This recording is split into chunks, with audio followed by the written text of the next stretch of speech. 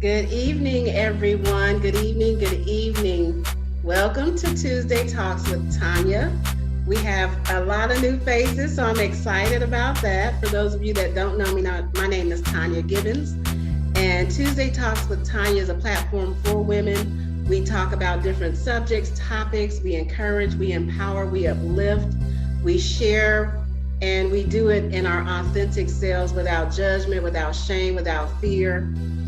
This is something that I've been doing for 5 years. So the podcast is the newer piece. It was an in-person kind of event gathering. We meet once every 2 weeks and we have a guest and we talk and we share and we laugh and do events and all of that good stuff. And a friend of mine who's actually in radio and television, and is a male, he saw Tuesday Talks, and I don't know where he saw it, but he was like, "Hey, you ever thought about doing a podcast?" And I was like, "No." He was like, "You need to." I was like, "Well, if you're going to manage it, I'll do it." And so that's how the podcast came to be.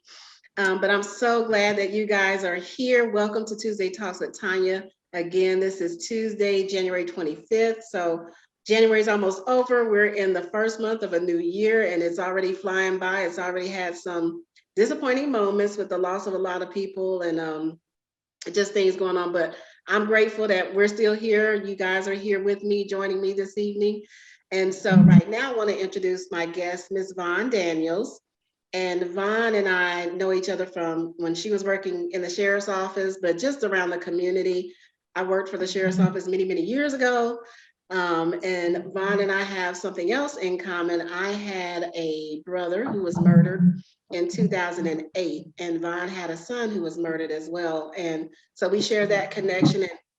And the reason for this conversation this evening is I don't know how many of you did, and if you haven't watched it, you can still go back and watch it, but it's called Women of the Movement.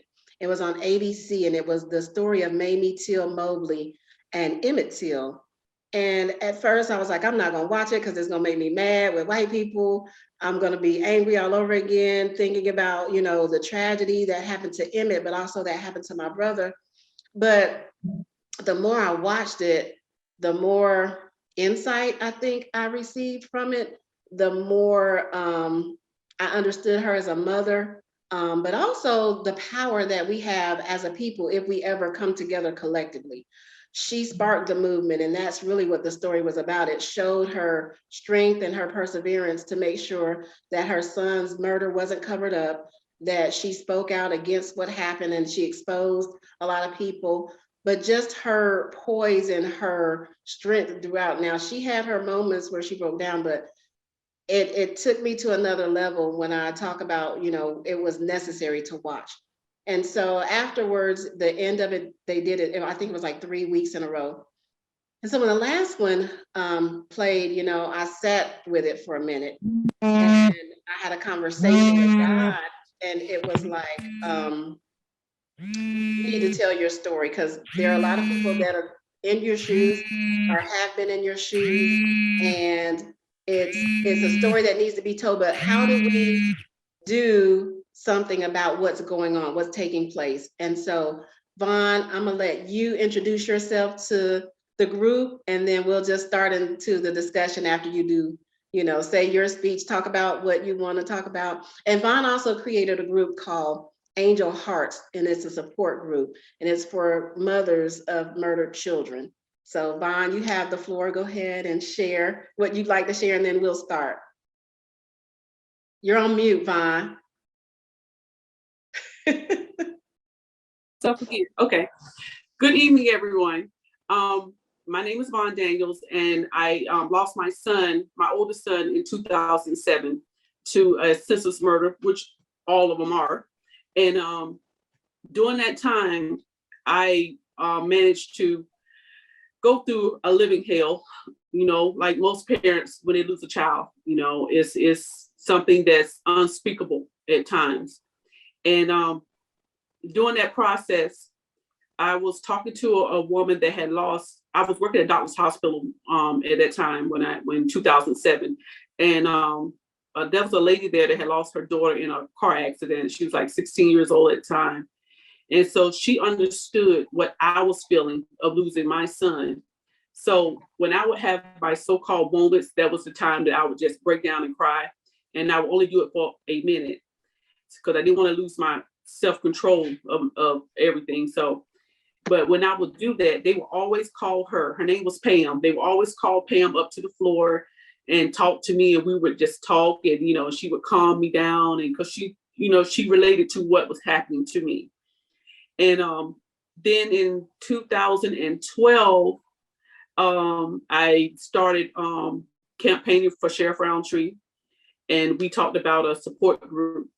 We started a support group. I said, I had tried one before, and it didn't work out. And he's like, well, if I win, you can get your own support group here with the sheriff's office. So I did. And I called it Angel Hearts. It's a support group for parents of murdered children.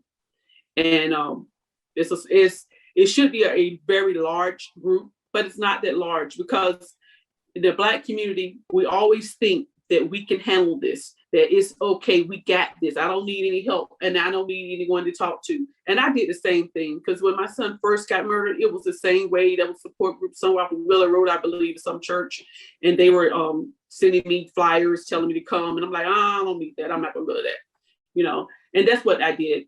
So when I got my own support group, I understood the reaction to people, and I do have a fair good amount of members there that come. They used to come on a regular basis, but because of COVID, we have been, just done at this point because I don't want to infect anyone. And right now, I'm taking care of my mom, which has cancer, and there's no, we don't interact with anyone, that much. So the support group itself was aimed just for people like us that have lost their loved ones, their children or a girl, to a murder, to a homicide. And when we did it, we were there and we were talking, and I would give information out because there's a lot of information that people need to know about when it comes to a homicide in Richmond County. A lot of people don't know they can get paid for that. Back in 2007, when the person got killed in Richmond County, they gave the family $3,000 to bury him with. Not a lot, but it was something.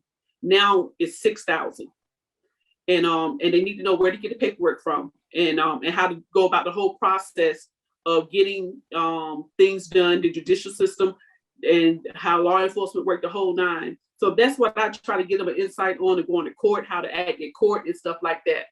And right now, I think I know there's one woman now that lost her son that was in my group. She's going to court now.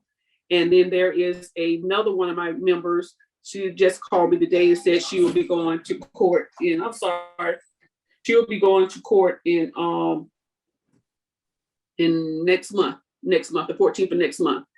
And usually what I would do would go to court with them to, just to have that, so they can have that support from the group. But now we can't. So, but Angel Hearts is still active. You can still call me if you need to talk to me. And I always have an ear for talking and listening to people, because I know how hard it is, and I know how difficult it is to try to go through, especially right now during the COVID, because you can't get with people that you really need to get with, to give you that support. So basically, the only thing you can do is talk, from a distance. But that's my little spiel on Angel Hearts. Thank you, Vaughn. So while we are here, I do want to acknowledge Dr. Jackson, Dr. Tanjanika. She has a private practice. She's a mental health professional. And so, when I thought about this, I was like, I might need to have somebody in the mental health professional field join us on this call, because you just never know triggers, or you just never know how people are going to respond. So my sister's on the Zoom as well. So it's Stacy, but she's off camera. But she and I, in 2008, now mind you, I'm not from Augusta, but I've been in Augusta 22 years, almost 23 years. And when I was in before I started my journey. 2008, I'm working for Procter and Gamble. My mom was living in Arizona. My sister was in Colorado. My brother was in Oklahoma, which we were born in the Midwest. We all were born in Oklahoma, but we traveled. My mom was I told her she was a gypsy in a former life. But working, I think I was on second shift or third shift at Procter and Gamble. Hadn't been at work long, and normally I kept my phone on me, but for some reason this night I put my phone in my locker. And so I went to my locker during lunch, and I had like 5 missed calls from my mom, and I'm like, oh Lord, and you had to know my mom and know our relationship. So I was like, what this lady want? Like, here she go. I'm working. I don't have time for this. Well, I left, came back, and I saw them. I was like, let me call her and see what's going on. So I listened to her voicemail, and she was like, you need to call me ASP. And that aggravated me because I was like, it's not ASP, it's ASAP. I was being like, like she can't even say it right. Well, I listened to the message and I said, okay, let me call her and see what's going on. So she answered and she was like, where are you? I said, I'm at work. And she said, well, they found your brother. And I was like, what do you mean they found my brother? Found him where? Like, what are you doing? Like, my brother was the baby of the family. He was 27 when he was murdered in 2008. And she said, well, he's dead. And I was like, what do you mean he's dead? I don't even remember what happened after that. Because my brother, for everybody who knew us growing up, he was my baby. He was my first baby. I'm 9 years older than he is. And literally when he came home from the hospital, I had him 24/7. He slept in the bed with me. I lost him one night because the bed, the way it was made, I had him laying against the wall. Well, it was a crack and he was a little baby and I didn't know it. He fell through the crack and all I could hear was him crying. I just couldn't find him. I'm like, oh Lord, I done lost the baby. So he was literally my baby. And I just kind of blanked out. And then I just remember, so I worked with 90% men. And I remember my radio going off and I couldn't answer because I was hyperventilating. I was like really about to pass out.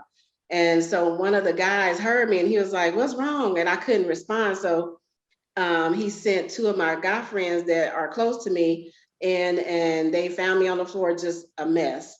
It was storming that night.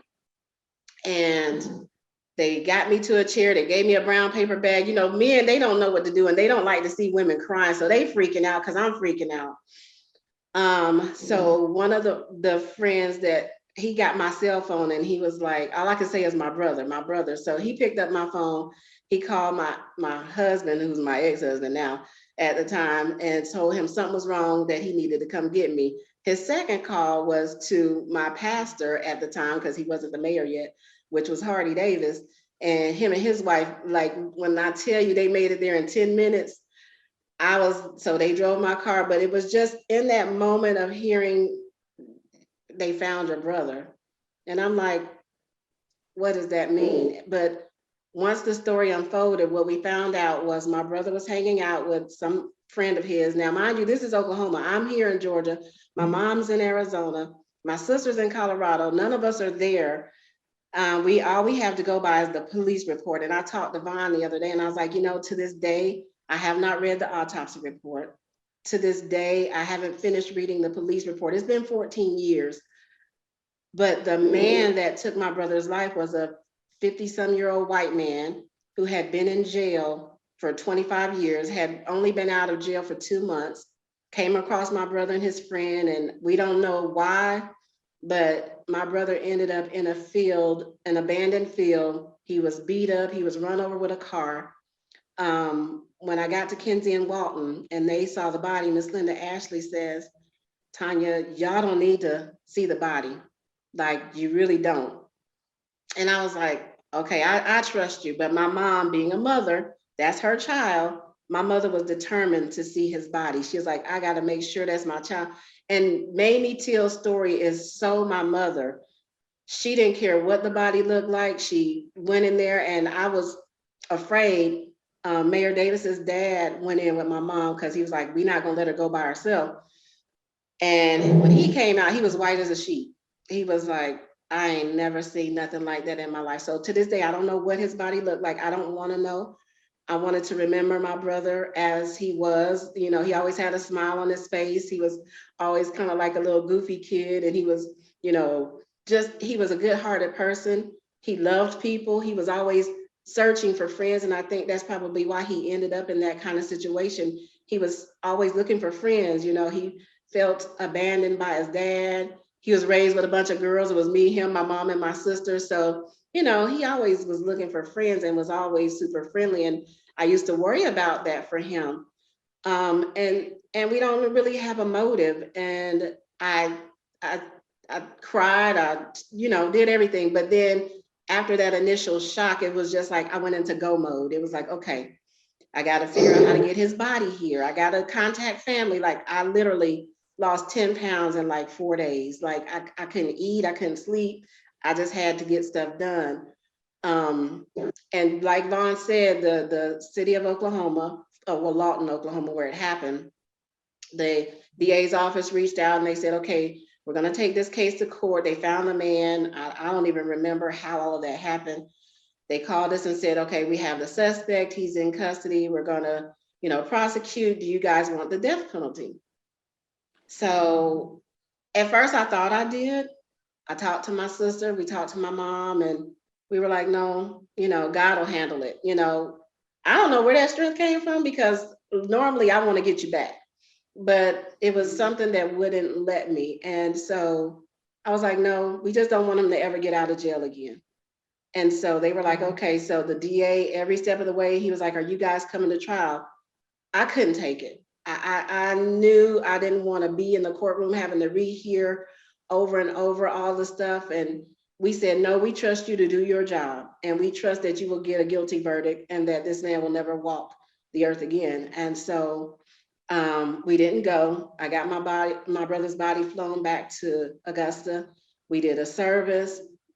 And then the state contacted us and said, hey, we have money for victims of homicide. Just like Vaughn said, they have it in Oklahoma. And mind you, at the time my brother was 27, he had just started a job. Like literally, I had a call from him 2 weeks prior to that asking me to send him money. He was happy he got a job at Olive Garden and he needed some shoes. So I said, okay, and I sent him the shoes. But the week later, he called and said he wanted to come to Georgia.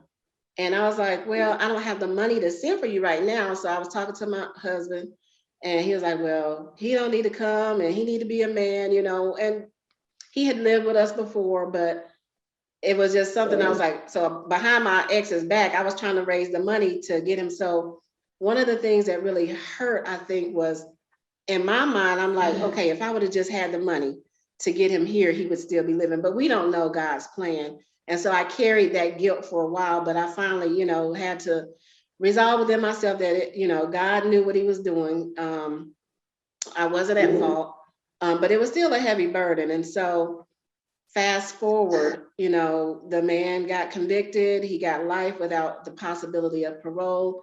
And once we got that verdict, I kind of buried everything. So I never sought counseling.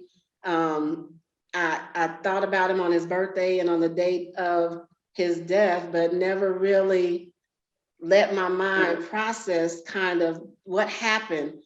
And the story about Mamie Till Mobley in the movie, she made a statement. She said, anything that happens to one of us had better be the business of all of us. And so when you think about hurt and harm and tragedy happening to us, especially at the hands of somebody like this man who, to this day, I can't even remember the man's name. That's how much I've kind of just buried it. But when she said that, it kind of struck me and I'm like, okay, I get what she's saying. You know, a lot of times we see things happening in our community. We see things happening across the nation. We don't speak up. We don't say nothing. We don't, you know, we don't do anything. We're like, well, it wasn't me. It's not my business.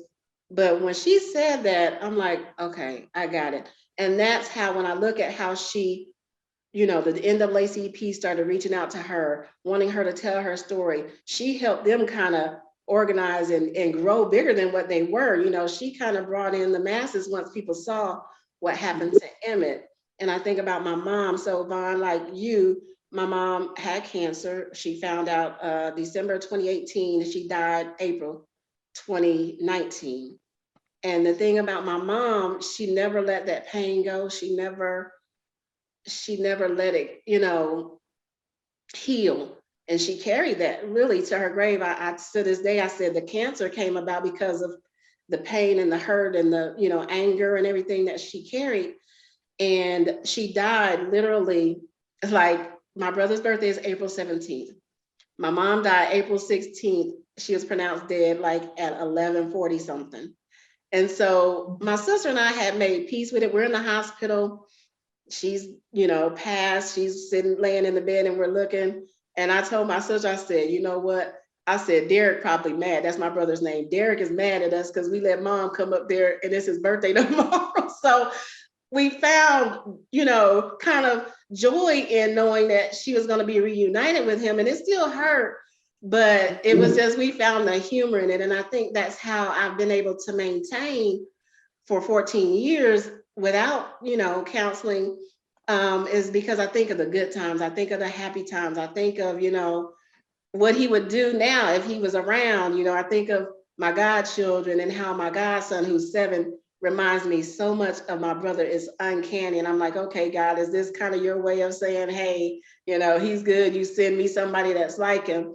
And he's so attached to me, just like my brother. Like, my brother would cry if I left. My godson does the same thing. My brother, when he was younger, couldn't pronounce my name, so he used to call me Sissy.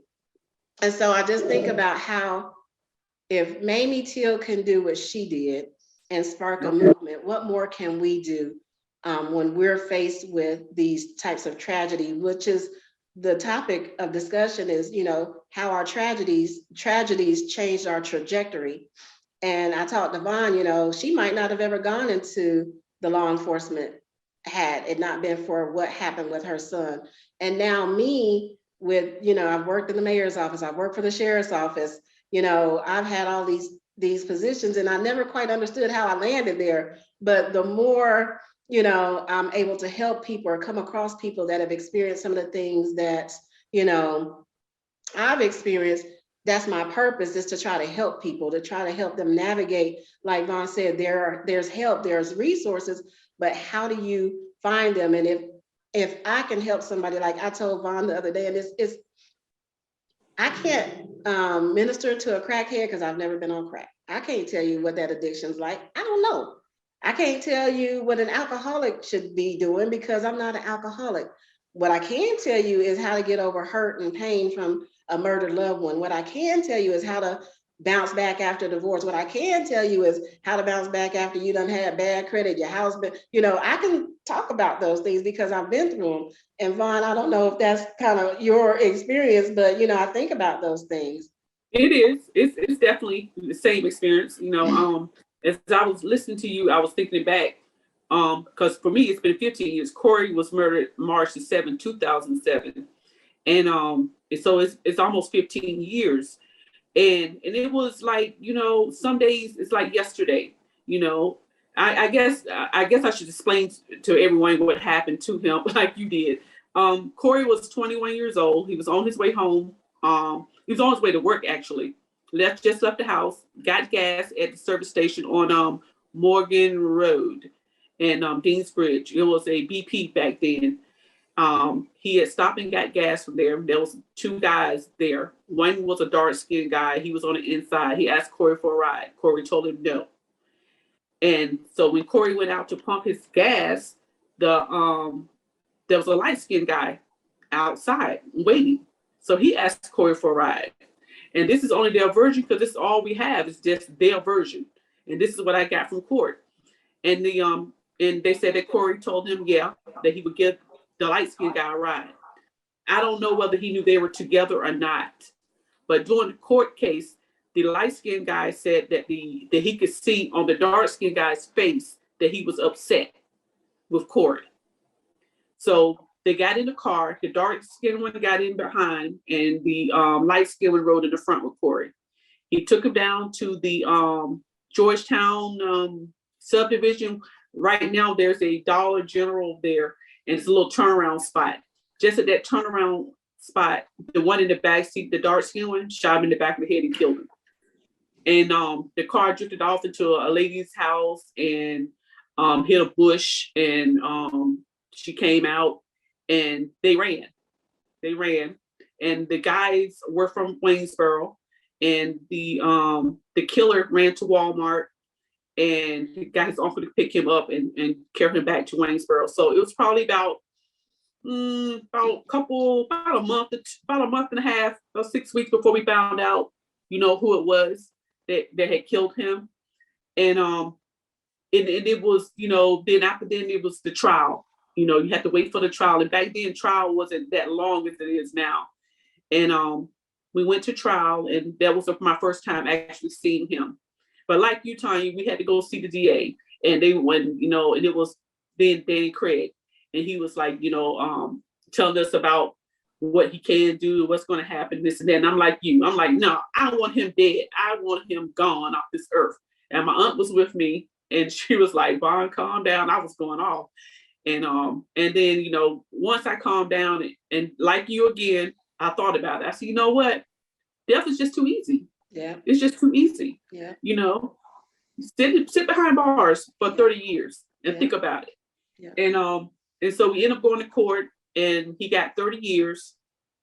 And people think that life is life. Mm-hmm. 25 years in Georgia is life. Mm-hmm. And before then it was 7 years, I believe. 7 or 14 was life, but now it's 25. And he had an extra 5 years for having a gun that killed him. So he has a total of 30 years. So he'll be coming out in 2036, I think. He'll probably never get out, honestly. He'll probably never get out. But that's his time frame. But it was horrific, because at that day that it happened, I had just came home from work, and the news was on. And that was really my first way of finding out the news was on. Okay. And there was a car, and Corey had just got this car. It was a 86 Cutlass. It was primed out, and he had just got it, gonna, do his thing with it. And I saw this car, and the news and media people were like, well, yeah, this is a drug-infested neighborhood in Georgetown, a man dead, and blah, blah, blah. And I'm looking at it, and I prayed for the family. I also just stopped and I prayed for the family, not knowing that I am the family, And then about 30 minutes or so, my ex-husband had just left, and the doorbell rang, and it was Roundtree, and he's a major Chew now, and in the corner. And that's when my world changed. And I tell people, especially people in my group, when you lose someone, that's a new life. That was your old life. Now you're starting your new life. Yeah. Because everything has changed. What you knew before is now gone. So you have to start over again and try to figure out how to put the pieces back together and how to make it work for you. And it's hard. It's really hard, because sometimes you get insensitive people that just don't understand. And I don't know whether they're just ignorant to the fact, or they just dumb. I don't know which one it is, but you get people ask you crazy questions sometimes. Like, I had this girl ask me, how does it feel to lose a child? And I'm like, wow, really? And I tell people that, people are like, God, to beat her down. And I'm like, no, sometimes you just have to look at people and understand, where they're coming from and who you're talking to. Yeah. But when I looked at the Emmett Till story, I had heard about it in the 70s when I was a little kid. It was always on Jet, and I think it was like February, always, you see the picture all the time. And my question was, where's his father? And that was my only question. I knew there was a mom, but where's his father? And so I had to look at it. And people ask me, why you look at it? Why would you do that? That's because I had to know. That doesn't bother me. That doesn't bother me at all. I had to know what the real story was behind the whole thing. And now I know. And she was an awesome woman. She was awesome. When she saw that baby in there in the state he was in, at the Black Undertaker's establishment, and she didn't shed a tear. She walked in there and she walked out, and men couldn't take it. But she walked out and she said, I want everybody in the world to see what they did to my baby. And I'm like, wow, that lady was awesome. And so I was very impressed with the whole movie, and I understood it all, and through it all, like you could see, like your mom, the grieving process. You could see it. It's a lifetime. I tell people, you learn how to deal with it better, as time go on, but time does heal. But, inside sometimes, it still feels like the day of, anything can trigger it, anything, the sunlight, the smell, a look, we all have them, but I was really impressed with the whole story. And she was a great woman. She really was. And she did a great thing for the NAACP. She pushed them. She pushed them. Mm-hmm. What I do research a lot, thinking about just her time in that movement. And you're right, you never heard about the father.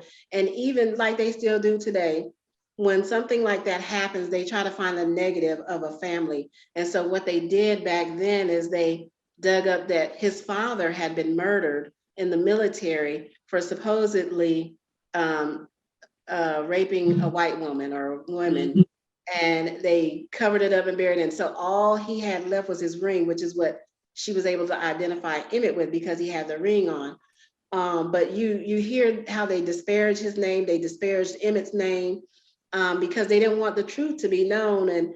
But that's what they do. I think in some of the articles that were in the paper in Oklahoma, I think they said my brother had went to jail for something, and I don't know what it was minor, but they brought up that, and I'm like, he's the victim, he's dead. Why would you even bring any of that stuff up? What does it have to do with him being murdered, And we see that today. You look at what happened to Ahmaud Arbery, you look at what happened to George Floyd, and any of those that have been murdered, it's like they go on the defense, and they want to bring out all the negative, and they're the victims. And it's like, okay, what does any of that have to do with this person who is now no longer on this earth because another person decided that they didn't need to live?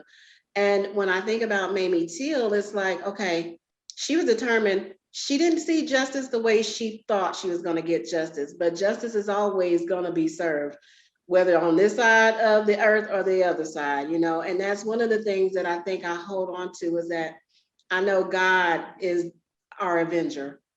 If it wasn't for my faith, I probably would have been in Georgia Regional somewhere, because the whole event, it just transpired into something bigger than I could even imagine. So, it was just kind of a breaking point for me at the point of life that I was in. And when I looked up the word trajectory, the definition is the path followed by a projectile flying or an object moving under the action of given forces.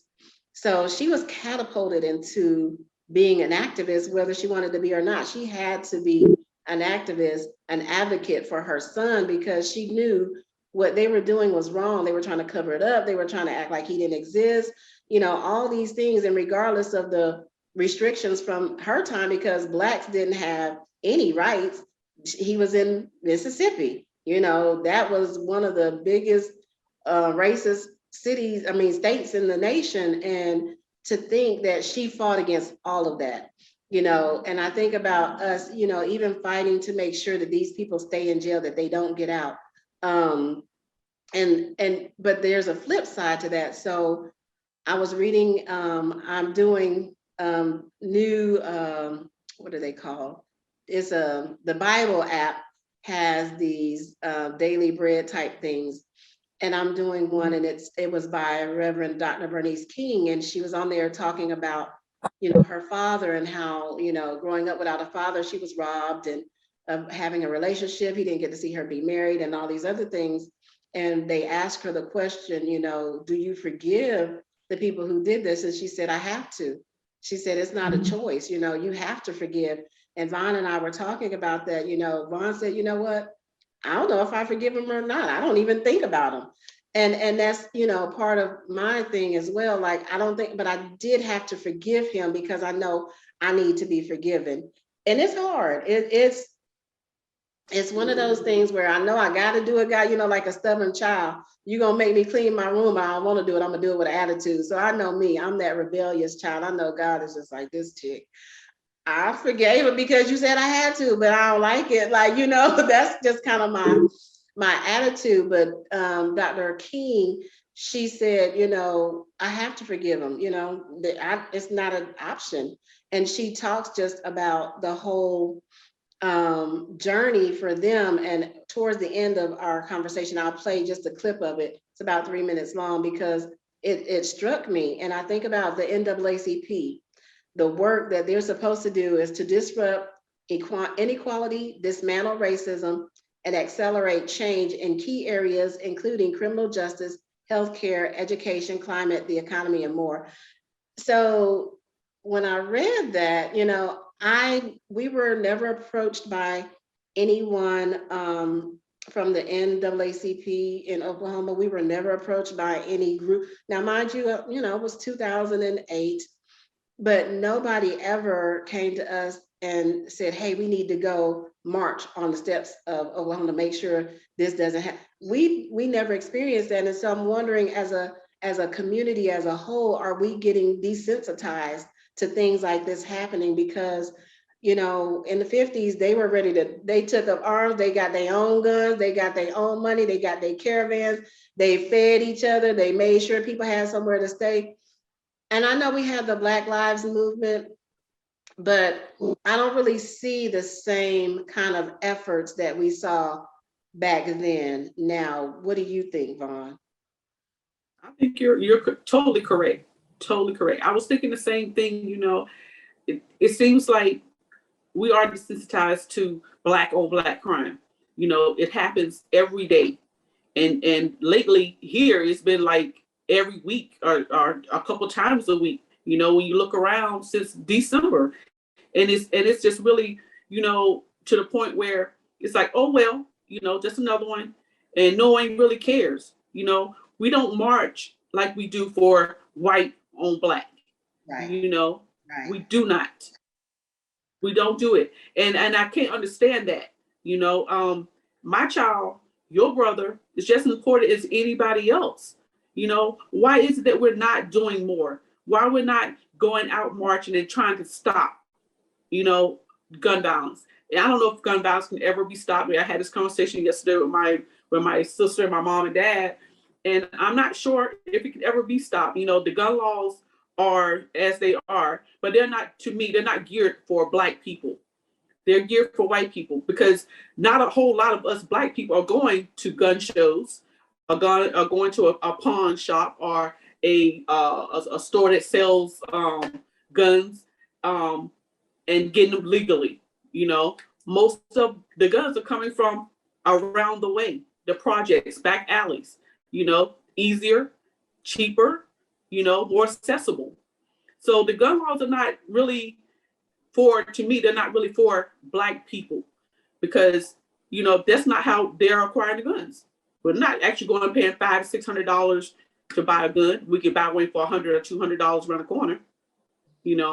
So I don't think there is a lot going on as far as Black on Black crime and things that we could do to stop it. When I worked at the sheriff's office, the sheriff had a lot of initiatives. One was called gosh, I forgot the name of it. It's on the tip of my tongue. But what we used to do would go out and we would just talk to people that were high risk of being murdered or incarcerated. And I was the moral voice for them. And I would talk and try to tell them my story, and hopefully would change their minds about, retaliation or just, doing something crazy altogether. We offered them jobs, education. If they didn't have a GED, we would do that for them. And anything else that we could give, clothes, anything that we could give, just to try to get them back on track, to make them a better person in society, to keep them out of a grave and out of a jail cell. That's what I was doing before I left there. And I missed that. It's called Giving Back. It was called the Giving Back Program Initiative. And it was a good initiative. But right now I don't know what they're doing with it. I'm not there, so I don't know what they're doing with it. But I think there should be another way of trying to handle gun violence for Blacks, for Black people, for African Americans, or whatever you want to call yourself. There should be some other way, because the other way is not working. We're not buying guns like that. Mm-hmm. I want to ask Dr. Jackson if she wants to share something. I know she typed in the chat that forgiveness is for your peace of mind. It's hard in a lot of cases, but necessary. It's how you move from surviving the trauma to thriving in spite of it. And she also said, turn your pain into promise for the future. So that's what you're talking about, Vaughn, with you going back out through the sheriff's office to try to mitigate some of the things that could happen with our African American community from a young person's perspective, or so those that are at high risk for traveling those roads that we really don't want them to travel. So turning your pain into a promise for the future. So not your child, but trying to save other people's children, trying to prevent other families from experiencing the pain and the tragedy that you've experienced. And so that's kind of the way to heal through, the pain and the turmoil that we deal with on a day-to-day basis. Dr. Jackson, are you available to? Yes, ma'am, I am. How are you ladies doing? Good. Thank you so much for joining. Yes. Thank you all for sharing your powerful stories and testimonies. I do believe that, that's one of the things that people really need to hear, that feeling of loss, that feeling of, hurt, that I can't necessarily change this situation, but I have to look at it and say, how am I going to move forward? How am I going to change how I'm responding right now? It is okay to cry. It is okay to grieve. I know you both know this, as necessary, as often, as you need to. Tonia, I know you know this a lot about me, but I wish I can tell you I woke up one day and said I want to be a mental health professional. No, my story grew out of pain, witnessing my mother, die at 14, and some of the trauma, the repeated trauma, that it doesn't make me immune as a counselor to having stressors, to having trauma. And so how do we respond to that? How do we get to a place where we can let go of the people who have victimized us by taking our children, too soon, by taking our siblings too soon? Because as long as we carry that anger, that rage, that hurt, we let their victimization live on through our actions. And so just what you all said, that's why it gets to a place where, you know what, forgiveness is necessary. And it's not for you, it's for me as an individual. Because if I match this energy, I realize that those things which are equal are the same. And so I don't want to radiate that. I want to take back what I've given, and send back compassion, send back love, send back forgiveness, because your energy is for you. It's for you to pick up, move on, be a wounded healer, Miss Vaughn. Continue to start your programs, because there are other moms out there who needs to hear this. That loss, it doesn't have to be your child or your sibling, but it could be secondary stress that someone is experiencing through watching others lose, family members or precious ones. And like you said, Ms. Vaughn, triggers awareness is necessary, because all of this recent violence and you seeing other parents losing their, children, it has the ability to re-traumatize you and put you back in that mindset. So it's important for you to apply those healthy coping skills and just recognize that. I salute you all, because trauma, that's the single most factor in any type of mental illness that is evident. So whether it's depression, schizophrenia, a lot of it, they have one thing in common: trauma. And what that trauma looks like is different, and how people respond to it is different. So, Absolutely. Thank you, Dr. Jackson. Thank you so much. I appreciate that. And you're right, seeing the violence recently, especially the one that most recent that really got to me, was the 8-year-old gunned down. And yeah, that just kind of took me back. And I'm like, I was upset with a white man for killing my brother, but I'm more upset with a Black person killing a child. Like, at what point do we stop valuing life? Like, this isn't a video game. This is not the movies. once a life is gone, it's gone. It's not coming back. And we have such lack and care and concern for lives these days, and it just angers me. And I'm like, okay, so NAACP in my mind should be doing something right now. It shouldn't just we shouldn't just wait till it's a white on black crime. Black on black crime is just as bad. It's just as wrong. It's just as traumatizing. It's just as ending as it is if it's a white person. So why do we not protest those that are doing wrong? Like, we're letting people, gangs, groups, whoever they are, overtake our cities, overtake our communities. And it's like, we're going to just sit by and let them do it. Like, so, but somebody has to stand up. Somebody has to be that voice. Somebody has to, be Mamie. Somebody has to lead the NAACP. And I don't hear much for our chapter here locally. Even when you look across the nation, it's typically the individuals that are doing more work, like your Ben Crumps and folks of that nature, but it's not necessarily the NAACP as a group as a whole, or National Action Network. Yeah, Al Sharpton will get up, but if it's a high profile case, but what about the cases that are local?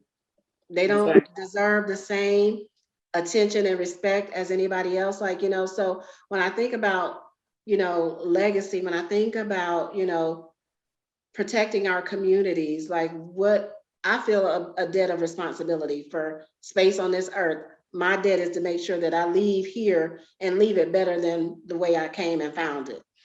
So I'm always advocating, and I'm always going to advocate, but it can't be just one or two voices. It has to be voices in unison. I have on a shirt today. Well, it's a dress, it's a hoodie, but it says icon. And when I think about icon, when people leave this earth, Sidney Poitier, he was an icon. People like that, because they made a mark, but he was an activist. He was a social activist. He did things outside of just acting. He made sure that he gave back to his community. He made sure he was a voice for those that didn't have a voice. And so, Vaughn, that's what I think you have with your Angel Hearts. And that's what, I try to use my platform for as well. Like, okay, I have to amplify the voices that don't have somebody to talk for them, to, educate them, to give them an ear, to share my story, to share my testimony. I think about the Bible. There's a scripture said, we overcome by the word of our testimony. I never really understood what that scripture meant until it happened to my brother and until my mom died. We overcome by the word of our testimony.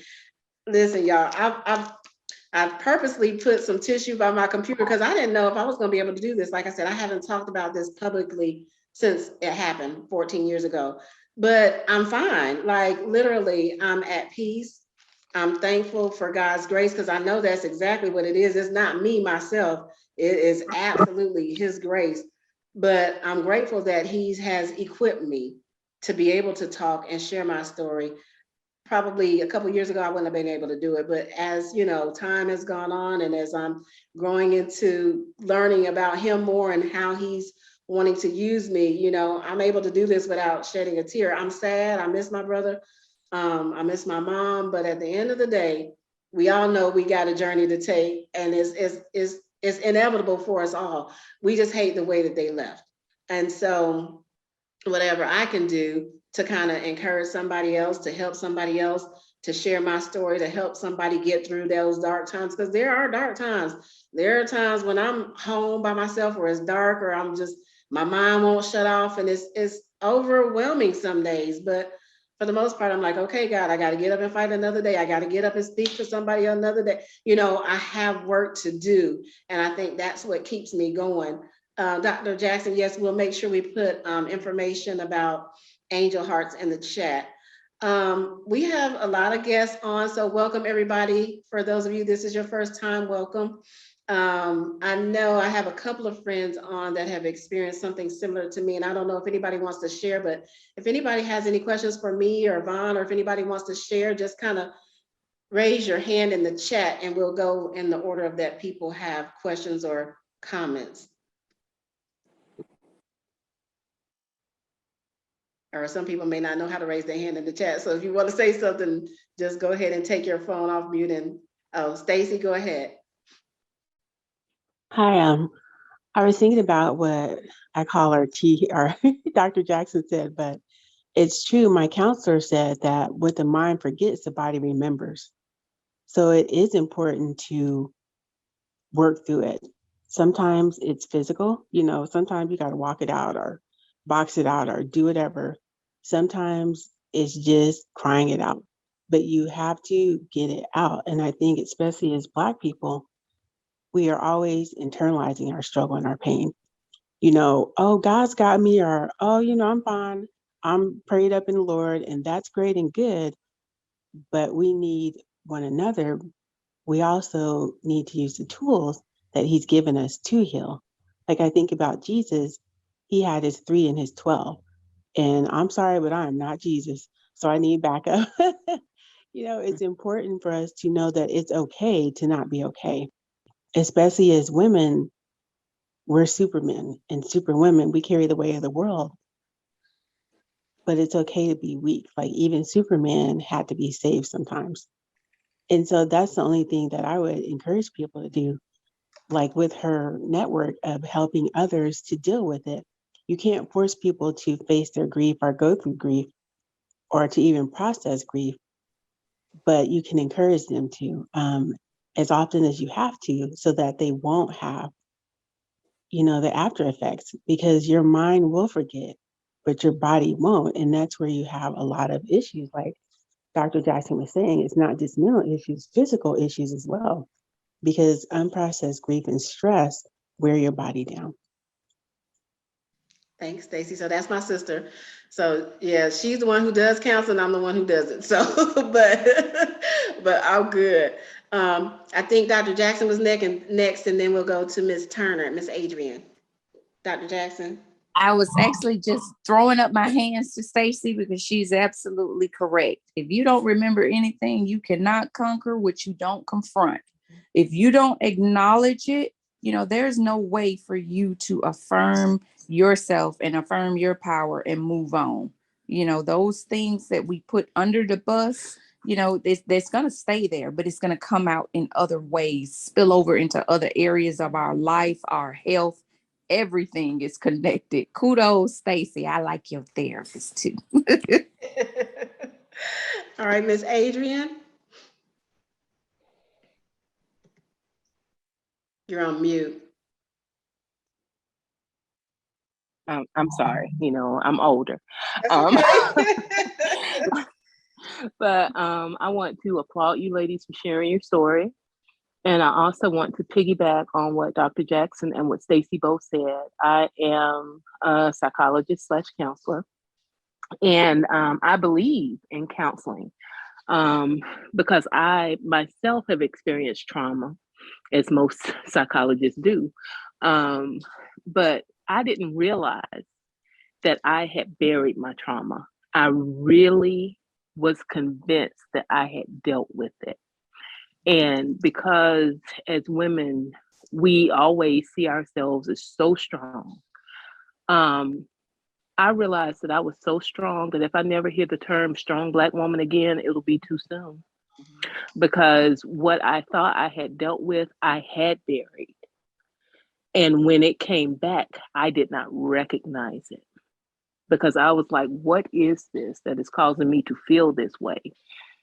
And I realized that it was based on a trigger that triggered something I had truly forgotten because I had put it aside. I thought I had dealt with it. I thought I was good, And when it happened again, it was a trigger, and the trigger was too much because I hadn't dealt with it. So while I understand about faith, because I am an advocate for faith, I have loved the Lord since day one, and I know that He can't not only can but will do what only He is able to do. I do encourage people to seek counseling because it's the little things that you might miss. It's the relationships with the friends that you stop talking to. It may be the divorce. It may be, the fact that you're a helicopter mom. It's little things that show up that are signs that you haven't dealt with it.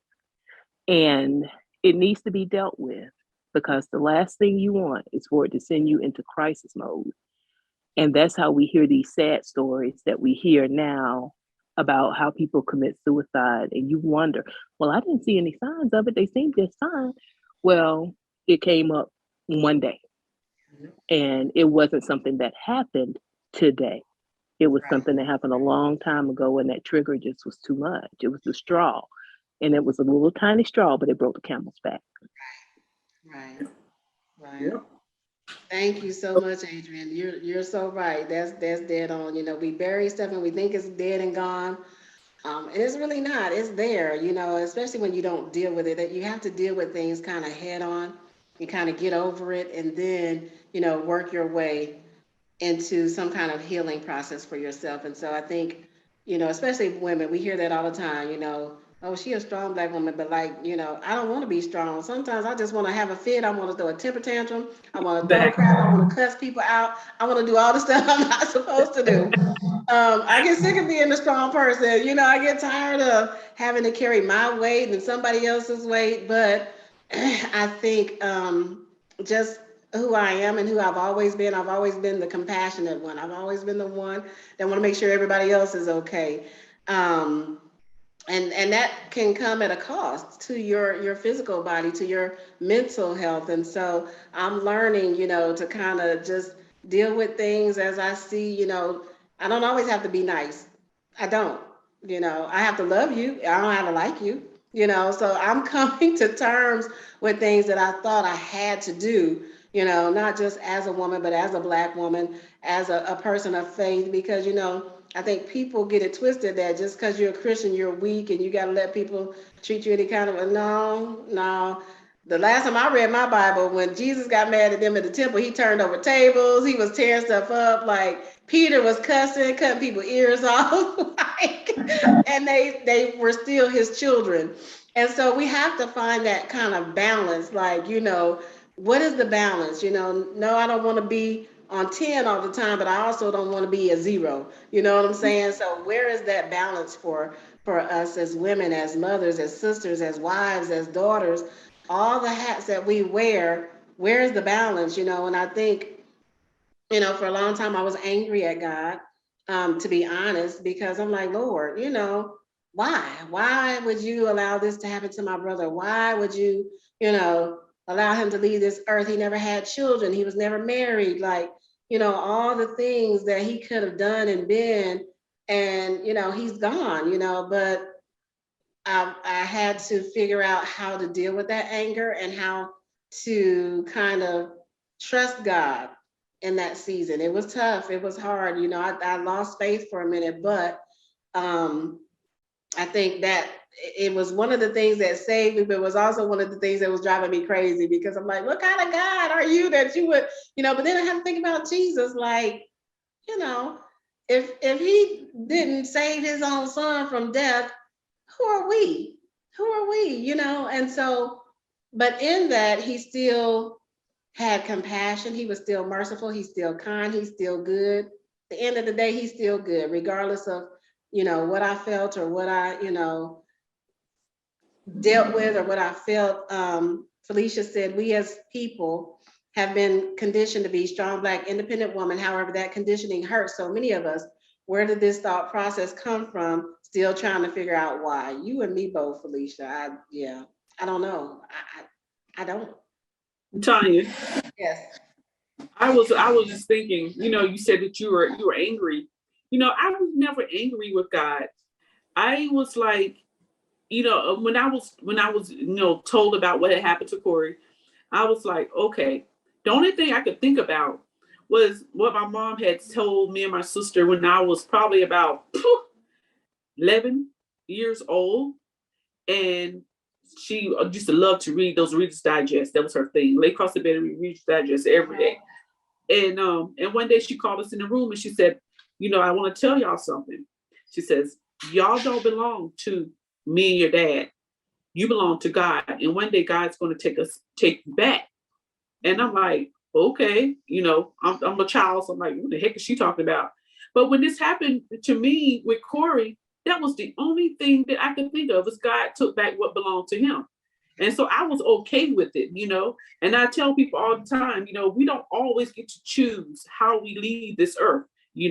Some of us may try to commit suicide, but that doesn't always work. You're in worse shape than you were before, you could be worse off, so we don't always get to choose how we're going to leave here, and so for me, I just came to acceptance like, okay, well, this is the way that God chose for Corey to leave here. But yet, like I was telling you the other day, it catapulted me to another area in my life, that I had no knowledge of. And when I talk to my people and I let them know, I tell them, this is the worst time of your life right here, right now. And you like another one of our members, she lost 2 children, or three, but 2 to murder, and I always say right now is the worst. But if you have another child, you don't know, you don't know what God has for you on this other child. But I always think, that in the end of all this, I was, it took 5 years for me to get from being a devastated mother to being a campaign director all out the blue, which I knew nothing about. and God, boom, led me through it all, from there to executive assistant. And now I'm back home again, and I'm good with that, but I have the support group. I have friends. I used to do speaking engagements. I was on the news all the time, so it just catapulted me back out into the world, which I knew nothing about, honestly. I had been in Augusta since 1993. And I hardly ever went downtown. I hardly ever visit anything downtown. So I knew nothing about Augusta. I was just living here. But now, I see my world has changed, my new world, my new life, and this is it. And I thank you so much for having me, and giving me the platform also to be able to help someone, because right now there are a lot of people that's in Augusta right now that don't have a clue about what their next step is. They really don't. They don't know that they could get this, then they could go here and there to get the resources, what they're going to have to do when court time comes, what to expect. And so that's what I give them, in my group, is let them know, hey, look, I've been through it. I know what's going to happen and how things are going to work, and I'm just grateful and I'm just thankful for you for having me, in order to let people know exactly what's going on.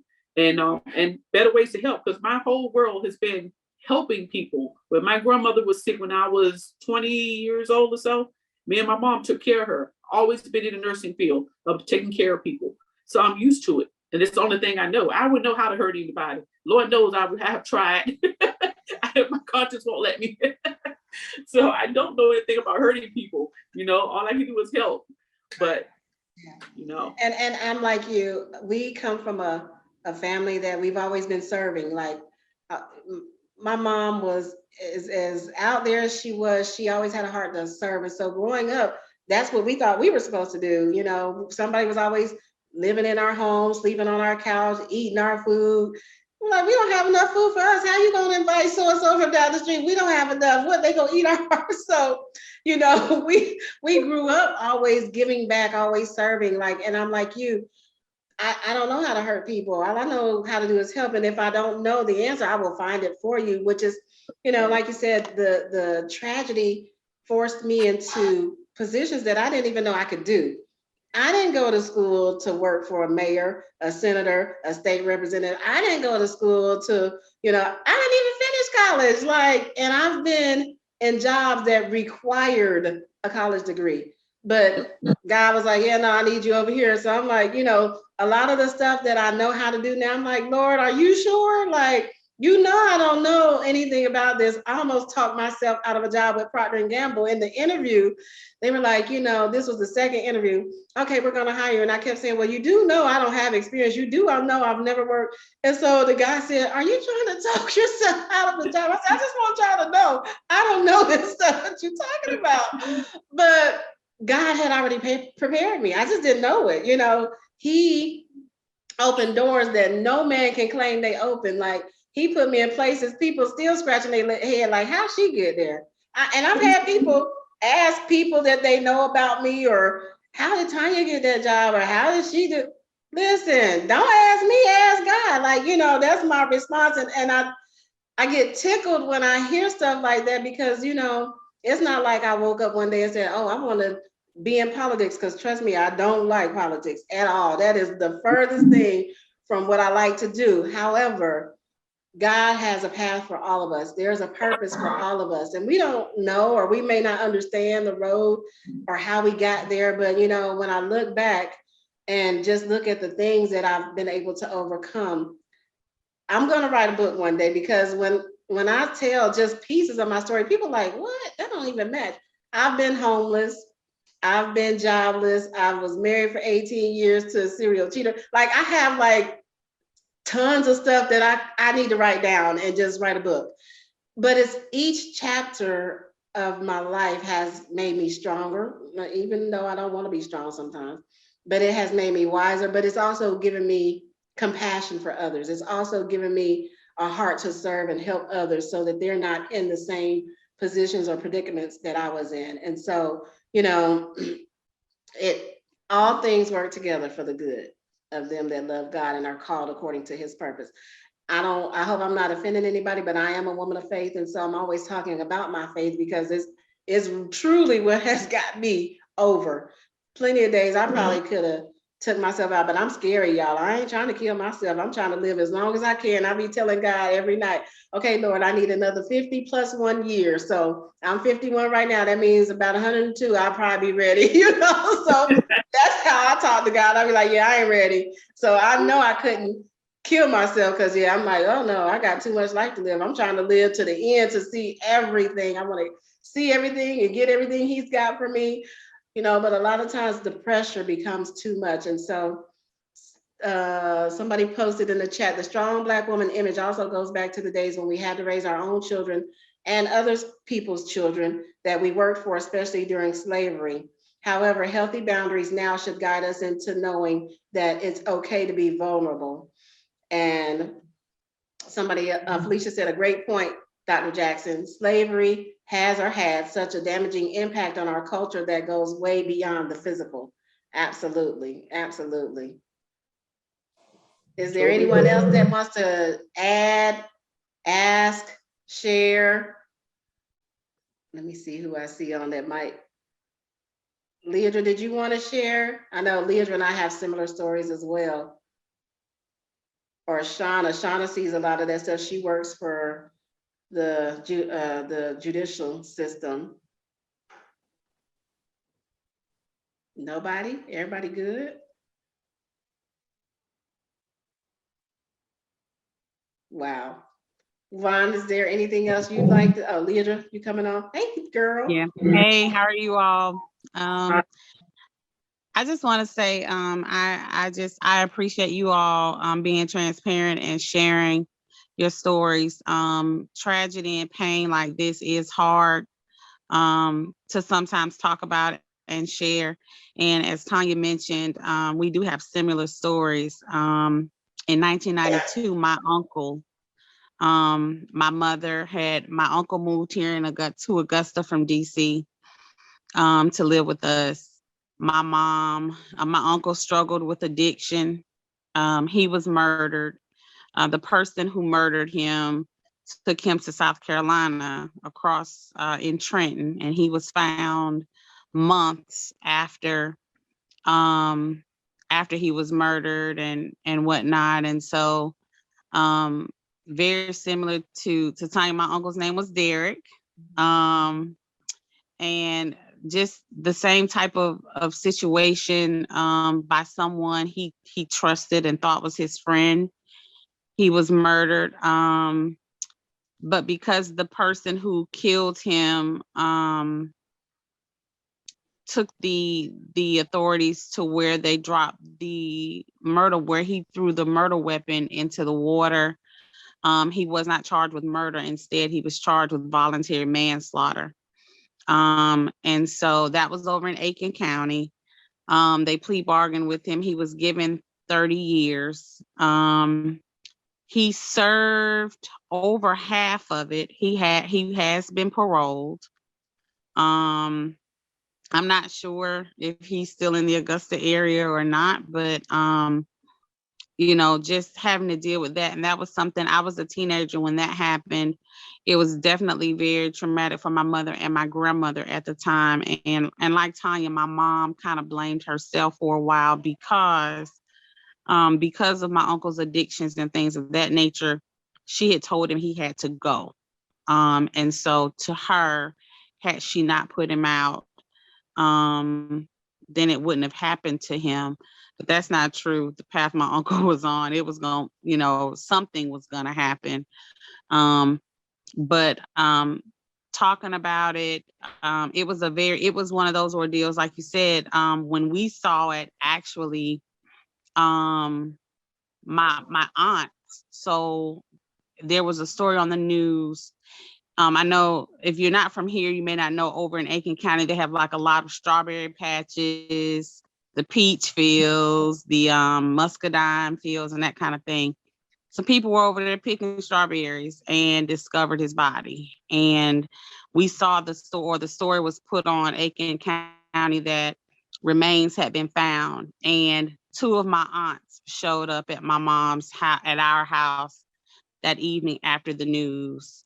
And it was like they knew. And so my aunt contacted Aiken County the next day, went over, told them the story of my uncle's disappearance and how it happened, and described what he was wearing the last time. And the investigators took a picture, I guess, of the remains and covered it up. And the belt buckle that, it was a special made belt buckle. And that was how my mom, until they, confirmed with dental records, but my mom had described that belt buckle to a T to the investigators, and they knew that it was him. And they showed my mom the belt buckle, and that's how we kind of identified him. We didn't have remains. We were not able to give him a proper burial. And so just listening to Tonia talk about how determined her mom was to see her brother, my grandmother, we had a brown paper bag of skeleton remains of bones. And Miss Renata at Williams Funeral Home had told them there was nothing to see. And my grandmother told her, those are bones of my bones and flesh of my flesh. And she examined each and every bone that was in that bag. And so there's a rule here, in Georgia, if you're going to have a service, no matter what the remains are, you do have to purchase a casket, either way it goes. But my grandmother placed each and every bone in that casket herself. And she did go through some counseling herself. My mom did not. And so years later, my daughter was actually, so that my uncle's death date was a really, hard time for everybody, but my daughter was actually born on the day that he was murdered. And so that kind of turned that date that would always be a sad, morbid day for my family into, we still celebrate him, but it kind of shifted the kind of focus from a negative into a positive. And my daughter has so many similarities to him too. She's left-handed like he is. He could draw. He was artistic. So did she. I encourage people that if you have experienced trauma, to talk about it, because bottling it up definitely will affect you in the long run. I can attest to that. And so I just thank you guys for sharing, and just keep praying for each other and lifting each other up. And Miss Vaughn, I was Corey's math teacher at Hepzibah High School. No, for real? Oh my yes, God. ma'am. Oh, wow. Yes, ma'am. His senior year, I was his math teacher at Hepzibah High School. Oh my God, you look so young. Thank you. So Thank you. God. Well, thank you. Thank you yes, so ma'am. much. Big smile always. He was all the girls liked Corey. Oh, yes. Yes, oh, ma'am. Yes. All the girls liked Corey, and they loved to play in his hair. Yes, he had that really fine hair. Yes, he did. Yes, and those dimples. Yes, That sounds ma'am. like my Derek too. Derek was the same way. Girls loved him. He had the dimples. They always wanted to play in his hair because it was so soft and curly. Yeah, yeah. Yep. Thank you, Leandra, for You know, sharing. I was gonna say, you know, the reason why also for Angel Hearts, my main reason um for initiating Angel Hearts was because of the fact that I wanted people to be able to talk about how they felt of not being, you know, judged by other people that didn't have a clue about how it, you know, how it is to lose a child.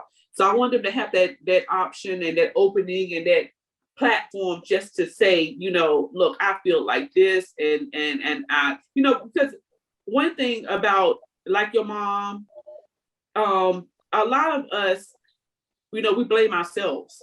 You know, I blame myself, even though I was nowhere around, but I blame myself.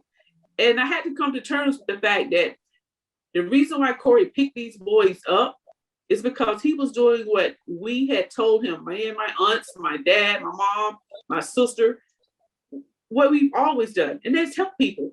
He was just helping someone. And instead of just saying, hey man, thank you, you know, they give him a bullet to the head.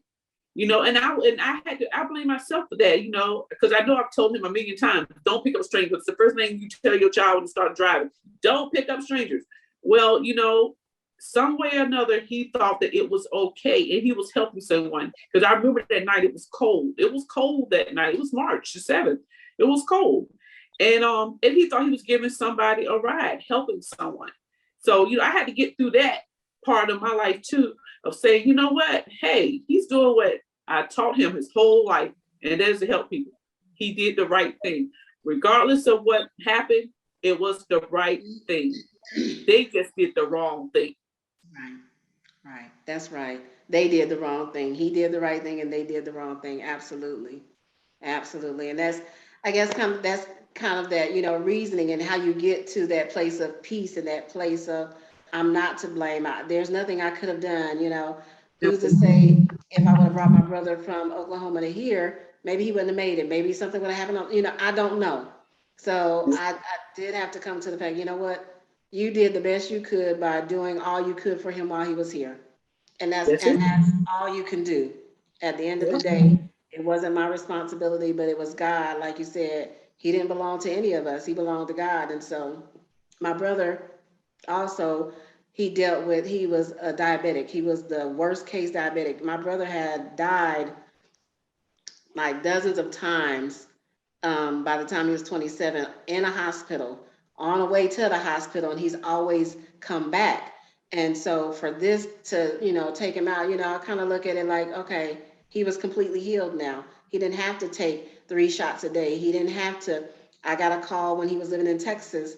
He was working for Target, and they found him passed out in a parking lot. He was working, pushing buggies. He passed out in a parking lot. Nobody knew why or anything. And all they did was picked up his phone. And luckily he had talked to me, like, I guess I was the last person he talked to. So they called my phone and they were like, oh, we got this young man. He's passed out in a parking lot. And I'm like, I'm in Georgia, you know, but the many times that he's come back from death, and then for that to be the way that his life ended, it just, you know, it was something I had to reconcile myself with. But, you know, I'm grateful yet for the 27 years that I did have. I'm grateful for, you know, the life lessons he taught me. I'm grateful for him looking up to me and, you know, him loving me the way that he did. And so, you know, I'm grateful for the good things and grateful for the life lessons even after his death. Like, it's still a lesson for me. It's still something I'm learning to navigate through. It's still something I'm able to share and help somebody else with. So I'm grateful regardless. Yep. The day that Corey died, the first thing I did was, when they told me, was I just thank God for those 21 years he gave them to me. That was the only thing I could do, was thank God. I'm like, hey, God, I thank you. I had it for 21. A lot of people don't get that. I had it for 21. Yeah. Absolutely. Is there anybody else want to share? This has been a very, very good Tuesday Talks. It's very deep. It's very intentional. And I hope that it's helpful to you guys. You guys absolutely make sure you reach out to Ms. Vaughn, Angel Heart. I did share the email address and the phone number in the chat so that you guys can connect and contact. I had Shauna was on earlier, but she's actually still working. But she did message me, Ms. Vaughn, and says she's in dire need of your services. She works through, she's at the court, victim services. Okay. She says she have trials just about every week, and the majority of them are murder. So Mhm. she said to tell you thank you for tonight, and that she really wants to connect with you. So I'm going to send her your information as well. Yeah, I'll be more than happy. More than happy. Great. Outstanding. Well, ladies, I really, truly have enjoyed my time. It's been healing. Another therapy. This is therapy for me, even though I don't do therapy. This has been therapy. I see Leah just said the same thing. She said this was a whole therapy session in itself. And what I will do, so I will post some resources because, like Vaughn said, there are resources available that people just don't know about. And a lot of times, we lack because we don't ask.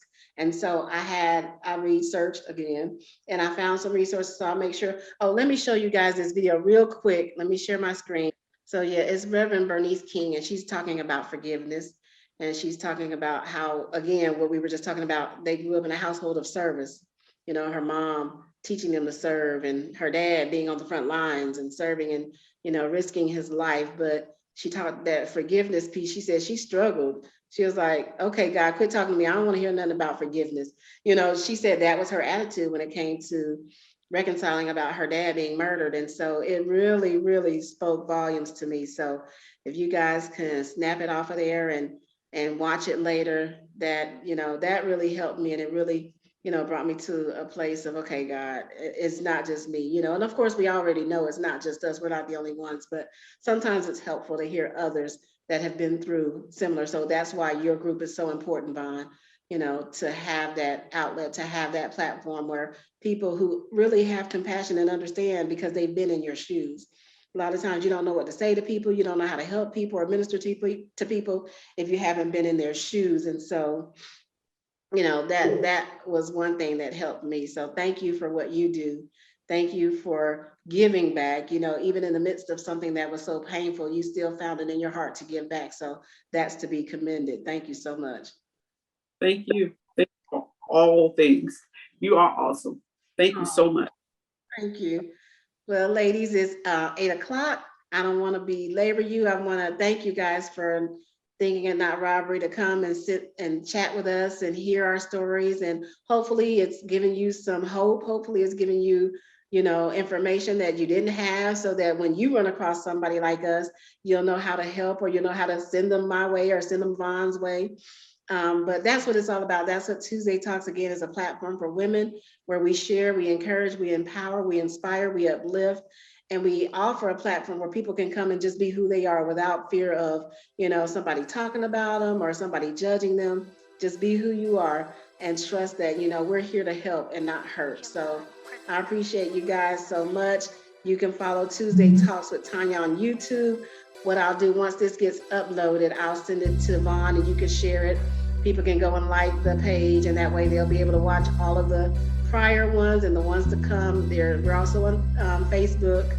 I don't do Instagram that much, but I do have a page. It's just I don't do it that much. So thank you, ladies. I appreciate it. Appreciate your time. You guys continue to stay safe. Continue to pray for one another, and y'all have a good evening. Thank you. Thank you. Thank all y'all. Bye-bye. Bye-bye.